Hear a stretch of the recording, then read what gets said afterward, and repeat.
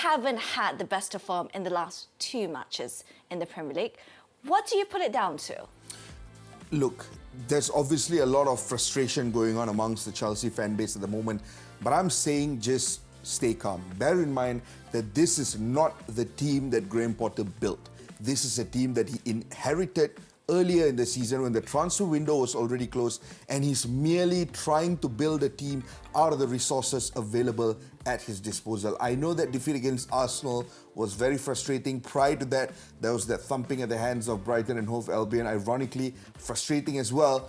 But in a lot of the games that we've seen so far, the biggest takeaways can't be the result because it's a work in progress. It's got to be different elements. And I think you're seeing it. You're seeing different elements of what Potter wants out of the Chelsea side, except that I really don't think he's got the resources that he needs, Michelle. You look at the players available up front and you compare it to every other Big Six team in the Premier League, I think they're lagging behind. So the thing is, why is that? Because under Thomas Tuchel, we're looking at the same problems as well. They can't seem to find the right formula up front, despite changing in personnels multiple times last season and the season as well. They got new players coming in with the likes of Raheem Sterling as well. Amanda Brea returns into the fold Chelsea after a loan deal last season. Pierre-Emerick Aubameyang as well. They just can't seem to find something that clicks. Of course, we know about Romelu Lukaku last season, how big of a flop that was. Because this time round, Chelsea are averaging 11.6 shots per game in the Premier League this season. It's their lowest shot per goal ratio as well, lowest shots per game ratio since the start of recording of stats. I mean, they can't seem to find that formula. What can we expect out of this game then? To be fair, it's not surprising at all. Bear in mind that I would always be a bit extra careful when I compare the players and how they perform under Tuchel versus how they're performing under Potter.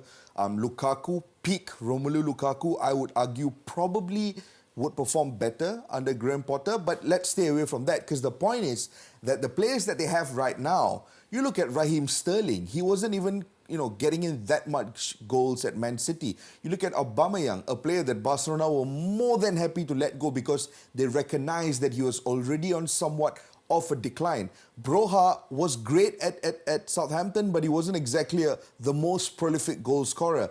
Kai Havertz has always known to be more of a false nine as opposed to a consistent goal scorer, though you could argue you want him to score more goals. I think this Chelsea side just lacks goal-scoring options up front. I look at any of them, do I think any of them can compete with the big strikers from other Big Six teams? I really don't think so. That's why the January transfer window and the summer transfer window next year is going to be absolutely important for Graham. On this week's episode of The Big Kickoff, we've got some interesting numbers ahead of Man United's visit to Craven Cottage as Erik ten Hag's boys aim to end an incredibly unwanted record. And after the big win in the League Cup against Spurs, Nottingham Forest will be looking to continue their momentum against Crystal Palace. And lastly, Graham Potter will be hoping to end their back-to-back defeats in the league against high-flying Newcastle United at St James's Park. All this and more only on The Big Kickoff.